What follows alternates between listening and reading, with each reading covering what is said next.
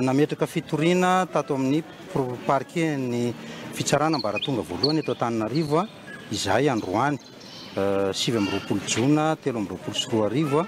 Io fitoriana io dia toy an'ilay resaka efa miparitaka eny amin'ny tambazotra tserasera sy eny amin'ny haino aman-jery rehetra mahakasika ny fananan'ny filoham-pirenena ankehitriny nationalité frantsay.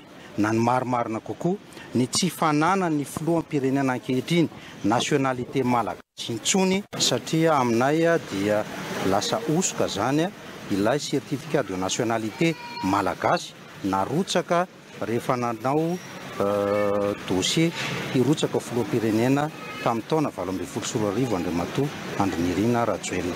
Izay no antony nametrahana ny fitoriana androany. Ny lalàna dia mazava fa ny olon-dehibe ampitaona mangataka ny nationalité étrangère naturalisation zany dia very ilay nationalité malagasy.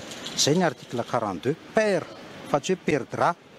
Mazava be le texte fa tsy mila ahodikodina hoe hitako tatsy ny petraka, hitako tatsy ny lalao sy ny karazany. Resaka lalàna ny resantsika, le lalàna vakiana fotsiny hoe rehefa mangataka nationalité étrangère le olona ampitaona dia very avy hatrany ilay nationalité malagasy.